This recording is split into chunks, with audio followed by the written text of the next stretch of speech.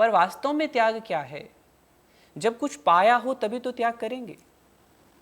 क्योंकि कॉपर को यदि अच्छे से साफ ना करें तो वो बहुत मैला दिखने लग जाता है। फिर हम क्या करते हैं, विशेष रसायन से, माने जिसमें बहुत लोग अलग अलग प्रकार के रसायन उपयोग करके उस पात्र को चमकीला बनाने के लिए प्रयोग करते हैं। फिर उसको साफ करते हैं, रगड़ते हैं अच्छे से, फिर स्वच्छ कपड़े से पोंछते हैं, तो वह पात्र फिर चमकने लग जाता है। जो उसकी चमक थी वह उसे फिर से प्राप्त हो जाता है।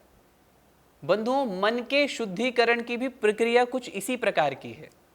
किसी भी बिजनेस को शुरू करने से पहले आप उसके बारे में सारी जानकारियां लेकर के, कहाँ शुरू करना है, कौन सा स्थान होना चाहिए, कितने एम्प्लॉयज़ वहाँ पर काम करेंगे, उनका वेतन क्या होना चाहिए, अभी आर्थिक स्थिति कितनी ठीक है, कितना इन्वेस्ट करना है, इन सब तथ्यों को ध्यान में रखते हुए आप किसी व्यापार को शुरू करते हैं। ये जो आत्मानुभव की बातें हैं, ये भी कुछ इसी प्रकार की है कि जब तक कर्मयोग नहीं होगा, जब तक चित्त शुद्ध नहीं होगा, जब तक सारी योग्यता पहले माने चित्त की शुद्धि नहीं होगी, तब तक ध्यान तक भी नहीं पहुंचा जा सकता। सर्व वेदांत सिद्धांत गोचरम तमगोचरम गोविंदम परमानंदम सद्गुरुं प्रणतोऽस्म्यहम्।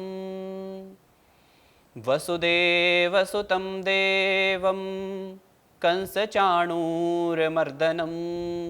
देवकी परमानंदं कृष्णं वंदे जगद्गुरुं, कृष्णं वंदे जगद्गुरुं। प्रणाम आप सभी को, नमस्ते, जय श्री कृष्ण। स्वागत है आप सभी का सनातन कनेक्ट में। विषय हमारा चल रहा है अध्याय 5, जिसमें हम जान रहे हैं कि भगवान ने अर्जुन को, क्योंकि अर्जुन ने प्रश्न किया था भगवान से कि कर्मयोग ज़्यादा श्रेष्ठ है या संन्यास। भगवान ने उत्तर में अर्जुन को बताया, पहले कहा कि कर्मयोग श्रेष्ठ है क्योंकि वह सरलता से प्राप्त हो जाता है। फिर दूसरे में बताया, तीसरे श्लोक में, कि संन्यास भी श्रेष्ठ है। माने दोनों की ही श्रेष्ठता का भगवान ने प्रतिपादन किया कि दोनों ही मार्ग श्रेष्ठ हैं, क्योंकि दोनों के जो फल हैं वो अंततोगत्वा एक ही हैं। मार्ग अलग अलग हैं लेकिन लक्ष्य तो एक ही है। इस बात को स्पष्ट करते हुए भगवान ने फिर कहा कि कर्मयोग भी संन्यास से जुड़ा हुआ है। अब उन्हीं बातों का प्रतिपादन यहां पर है कि कर्मयोग कैसे संन्यास से जुड़ा हुआ है। तो जानते हैं वो इन श्लोकों में। संन्यासस्तु महाबाहो दुःखमाप्तुम् अयोगतः योगयुक्तो मुनिर्ब्रह्म न चिरेणाधिगच्छति। भगवान अर्जुन से कहते हैं कि कर्म योग के बिना संन्यास प्राप्त होना भी कठिन है। माने मन और इंद्रियों से परे हो जाना, कर्तापन से मुक्त हो जाना, ये कर्मयोग के बिना कठिन है। एक कर्मयोगी बड़ी सुगमता से उस ब्रह्म को प्राप्त कर सकता है, क्योंकि ये जो कर्तापन का भाव है कर्म के बिना तो समाप्त नहीं होगा। आत्मज्ञान की साधना में कर्म योग के जिस निष्कर्ष पर प्राचीन समय में हमारे ऋषिगण पहुंचे थे, उसी का प्रतिपादन करते हुए, उसी पर बल देते हुए भगवान यहाँ पर अर्जुन को कहते हैं कि बिना कर्म योग के कर्म संन्यास असंभव है। कर्म पालन के बिना वास्तविक कर्म संन्यास असंभव है, क्योंकि मन में अतृप्त इच्छाएं जब तक रहेंगी तब तक संन्यास, कर्म संन्यास कहाँ हुआ। जब तक मन में इच्छाएं बनी हुई हैं, अतृप्त इच्छाएं बनी हुई हैं, जब तक उनसे उभरे नहीं है, तो फिर वहाँ तक कैसे पहुँच पाएंगे। जब कुछ पाया ही नहीं है तो कुछ त्यागेंगे क्या। अब कोई 12वीं कक्षा में पढ़ने वाला छात्र या फिर कम ही आयु का कोई छात्र वो कहे कि मैं संन्यास लेना चाहता हूँ,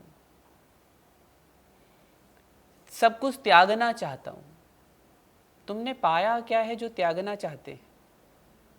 माता पिता ने व्यय किया तो सारा कुछ चल रहा है, भोजन समय पे मिल रहा है, सारी चीज़ें प्राप्त हो रही हैं, तो फिर त्यागना क्या चाहते हो? पहले कुछ जीवन में कर लो, तब त्याग का अर्थ वास्तव में समझ में आएगा। अभी आप ठीक है, आपको एक व्यवस्था मिली हुई है, आप उसको छोड़ रहे हैं, पर वास्तव में त्याग क्या है? जब कुछ पाया हो तभी तो त्याग करेंगे।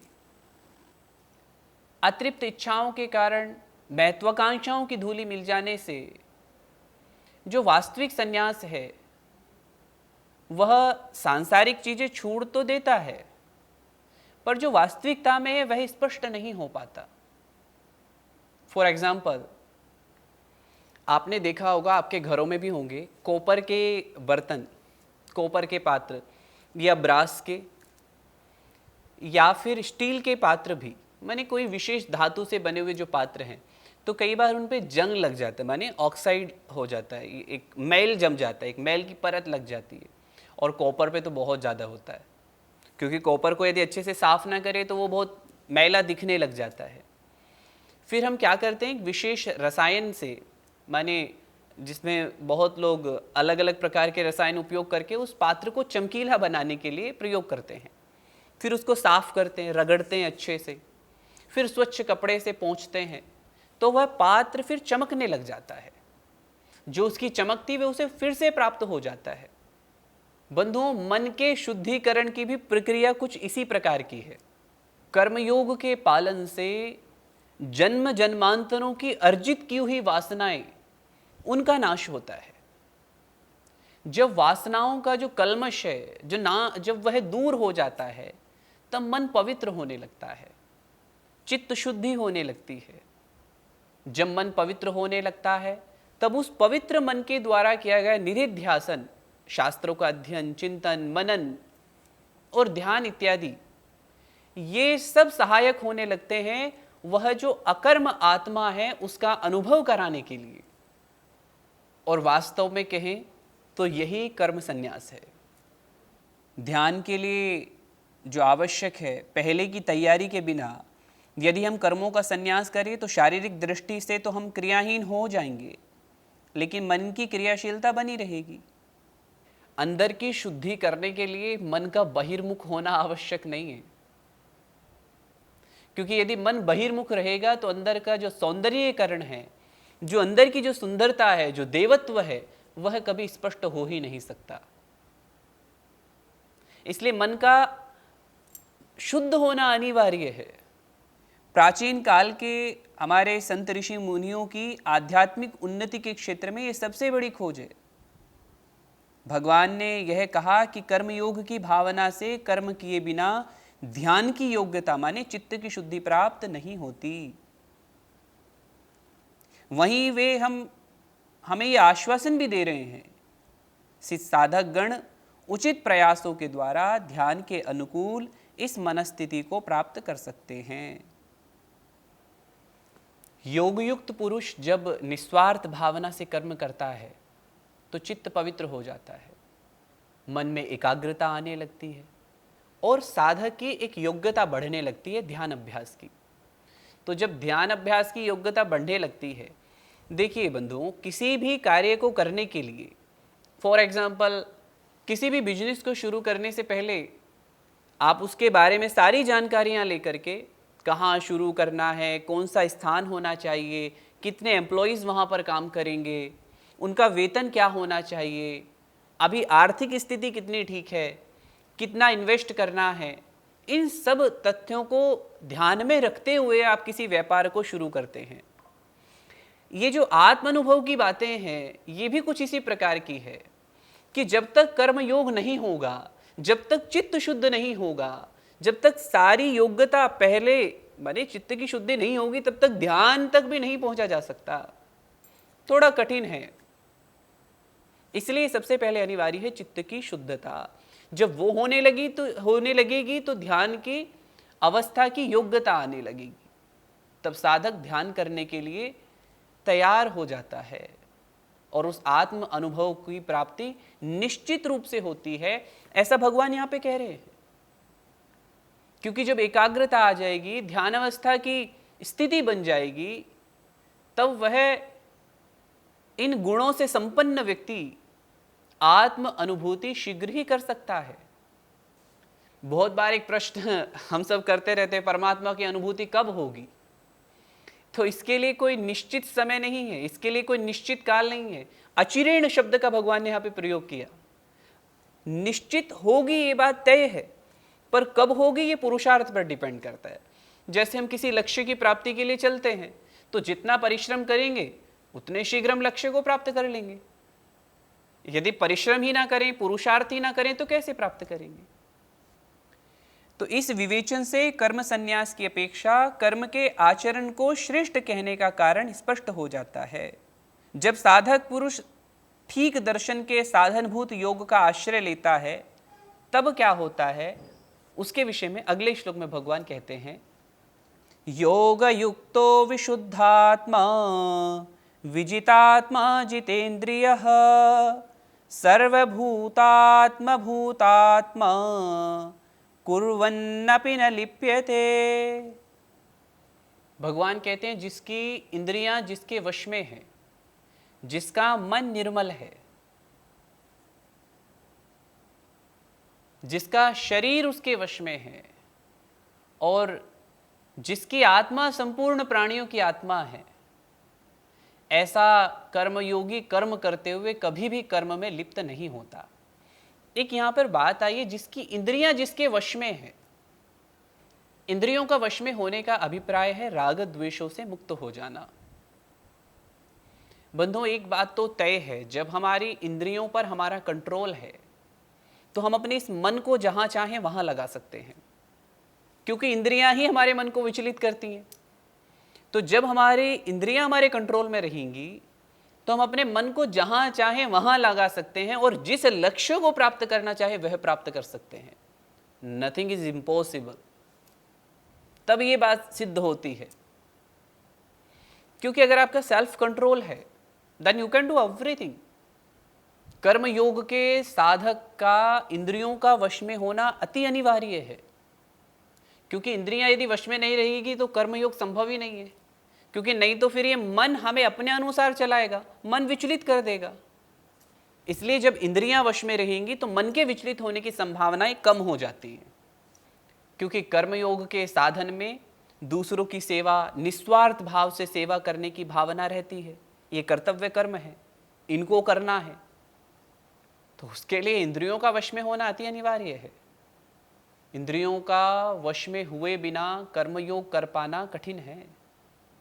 जब परमात्मा प्राप्ति का उद्देश्य दृढ़ हो तो जितनी अंतःकरण की शुद्धि जितनी शीघ्रता से यहां होती है और किसी अनुष्ठान से नहीं होती। इसलिए बंधुओं, जब भी हम किसी लक्ष्य को लेकर के जीवन में चल रहे हैं तो उसके प्रति दृढ़ता होनी चाहिए। एक साधक कर्मयोग के द्वारा परमात्मा सिद्धि की बात कर रहा है, क्योंकि उसका लक्ष्य वो है, तो फिर हम तो परमात्मा प्राप्ति की बात कह रहे हैं। फिर लौकिक क्या है? लौकिक लक्ष्य तो फिर कुछ भी पा सकते हैं। एक दृढ़ता होनी चाहिए, डिटर्मिनेशन पावर होनी चाहिए। अगर ये है then we can do everything. सब कुछ प्राप्त कर सकते हैं।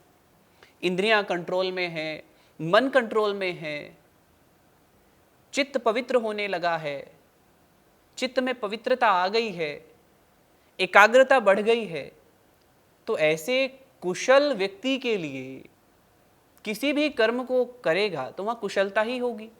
और जब कुशलता होगी कर्म में, फिर ऐसा क्या है जिसे वो प्राप्त नहीं कर सकता? क्योंकि कर्मयोगी में शरीर के प्रति भी उतनी आसक्ति नहीं रहेगी, माने आलस्य नहीं रहेगा, प्रमाद नहीं रहेगा, नहीं चलो आज नहीं करते कल कर लेंगे, ये टालने वाली आदत भी नहीं रहेगी, ये चलो आज तो ये काम कर लेते हैं, इसको छोड़ देते हैं, माने फिर विकल्प नहीं होंगे। कर्मयोगी सदैव तत्पर रहता है अपने कर्तव्य को करने के लिए। इसलिए भगवान ने भी यहाँ पर शरीर को वश में करने की बात कही। एक बात यहाँ पर आई कि जो कर्मयोगी है वह सभी में एक ही आत्मा के दर्शन करता है, अपने आप को सभी में मानता है। ये बात कैसे स्पष्ट होती है? बंधुओं, हम सब जानते हैं, यदि हमारे इस हाथ में कि या शरीर के किसी भी अंग में कोई चोट लग जाए तो ये हाथ या दूसरा शरीर के अंग तुरंत तत्पर हो जाते हैं उस अंग की सेवा के लिए। वहाँ पर अभिमान नहीं रहता है, वहाँ पर एक अहंकार नहीं होता है, सहज, लगाना नहीं पड़ता, अपने आप लग जाता है। जैसे रात्रि में कहीं मच्छर ने काटा तो ये हाथ उठ के वहीं जाएगा जहाँ मच्छर ने काटा है, चाहे आप कितनी भी गहरी नींद में क्यों ना हो। ऐसे ही जो कर्मयोगी है, क्योंकि उसके अंदर निष्कामता है, समर्पण है, स्वार्थ नहीं है, तो वह सबके साथ एक अपनेपन का व्यवहार रखता है। सबका दुख उसे अपने जैसा ही लगता है, इसलिए सबके दुख कष्टों को देख करके वह सबको अपने जैसा ही मानने लग जाता है और सबकी सेवा के लिए तुरंत तत्पर हो जाता है। हमारे यहाँ तो कहा भी है, नर सेवा नारायण सेवा। कर्मयोगी का सबके साथ भिन्न भिन्न व्यवहार होता है, परंतु समत्व एक ही रहता है। भिन्न भिन्न व्यवहार, क्योंकि संबंधों के अनुसार, मर्यादा के अनुसार व्यवहार करना है, तो व्यवहार तो सबके साथ मर्यादा के अनुसार रहेगा, परंतु एक ही चिंतन रहता है कि सब मेरे हैं। सबके साथ एक अपनेपन वाला व्यवहार रहता है। एक शब्द में कहें तो उसके अंदर उदारता होती है। जहां उदारता होती है वहां सेवा होती है, और जिसके अंदर उदारता है तो उसमें ना तो धन खर्च होता है ना परिश्रम। उदारता तो एक हृदय का विषय है। सांख्य योगी माने सन्यासी तो गुणा गुणेषु वर्तन्ते, चैप्टर नंबर 3 के श्लोक नंबर 28 में भगवान ने ये बात कही सांख्य योगी के लिए कि वह गुण ही गुणों में बरत रहे हैं, ऐसा मान करके कर्म में नहीं बंधता जो सन्यासी है। कर्मयोगी के लिए यहां पर कहा, कर्मयोगी दूसरों के हित के लिए कर्म करता हुआ कभी कर्म से नहीं बंधता है, क्योंकि वह निस्वार्थ भाव से दूसरों के हित के लिए जब कर्म कर रहा है तो वह भी गुणा गुणेषु वर्तनता की तरह ही हो जाता है। उसे भी कर्म नहीं बांधते, क्योंकि उसके अंदर कर्तापन का भाव नहीं होता कि मैंने किसी के लिए कुछ किया है। उसके अंदर भाव रहता है कि ये शरीर संसार के लिए मिला है, ये शरीर मेरा नहीं है, ये चित्त मेरा नहीं है। वह भगवत अर्पण की भावना से कर्म करता है, माने मैं जो भी कर रहा हूँ सब उन्हीं के लिए कर रहा हूँ। जब ऐसा भाव मन में जागृत हो जाता है, जब भगवत अर्पण की बुद्धि से वह कर्म करने लग जाता है, तो फिर वह कर्म करता हुआ कर्मों में लिप्त होता नहीं है, क्योंकि उसके अंदर कर्तापन का भाव है ही नहीं। इस बात को स्पष्ट करते हुए भगवान आगे अब सांख्य योगी के विषय में बताते हैं आगे के 2 श्लोकों में। नैव किंचित करोमीति युक्तो मन्येत तत्त्ववित् पश्यन् शृण्वन् स्पृशन् जिघ्रन् अश्नन् गच्छन् स्वपन् श्वसन् प्रलपन् विसृजन् गृह्णन् उन्मिषन् निमिषन्नपि इंद्रियाणि इंद्रियार्थेषु वर्तन्ते इति धारयन्।